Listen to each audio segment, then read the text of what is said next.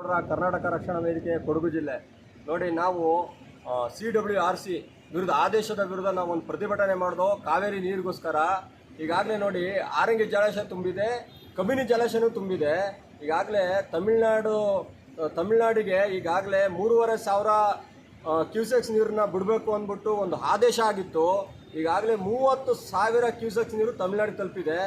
ಈಗ ಆದ ಕಾರಣ ನಾವು 13ನೇ ತಾರೀಕಿಗೆ ಏನು ಬಂದಿತ್ತು, ನಮ್ಮ ರಾಜ್ಯಾಧ್ಯಕ್ಷರ ಆದೇಶದ ಮೇರೆಗೆ ನಾವು ಬಂದನ್ನು ರದ್ದುಗೊಳಿಸಿದ್ದೇವೆ.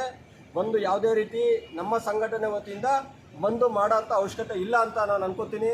ಕಾರಣ ಏನು ಅಂದರೆ ನೋಡಿ, ನಾವು ಮಾಡೋ ಬಂದಿಂದ ಎಷ್ಟೋ ಜನರಿಗೆ ತೊಂದರೆ ಆಗುತ್ತೆ. ನಾವು ಕನ್ನಡ ಅಂತ ಬಂದಾಗ, ನಮಗೆ ಕನ್ನಡಕ್ಕೆ ಅನ್ಯಾಯ ಆದಾಗ, ನಮ್ಮ ರೈತರಿಗೆ ಅನ್ಯಾಯ ಆದಾಗ ನಾವು ಹೋರಾಟ ಮಾಡೋಕ್ಕೆ ನಾವು ಯಾವಾಗಲೂ ಸಿದ್ಧವಾಗಿರ್ತೀವಿ. ಆದ್ದರಿಂದ ನಾವು ಕನ್ನಡಿಗರಿಗೆ, ರೈತರಿಗೆ ಎಲ್ಲರಿಗೂ ಒಂದೇ ಒಂದು ಮಾತು ಹೇಳೋದು, ಎಲ್ಲರೂ ನಮ್ಮ ರಾಜ್ಯಕ್ಕೆ ಅನ್ಯಾಯ ಆದಾಗ ಎಲ್ಲರೂ ಕೈ ಜೋಡಿಸ್ಬೇಕು ಅಂತ ನಾನು ಮನವಿ ಮಾಡ್ತಾ ಇದ್ದೀನಿ. ಈಗ 13ನೇ ತಾರೀಕು ಬಂದ್ ಕರೆದಿದ್ದಾರೆ. ಆ ಬಂದನ್ನು ನಾವು ರದ್ದುಗೊಳಿಸ್ತಾ ಇದ್ದೀವಿ.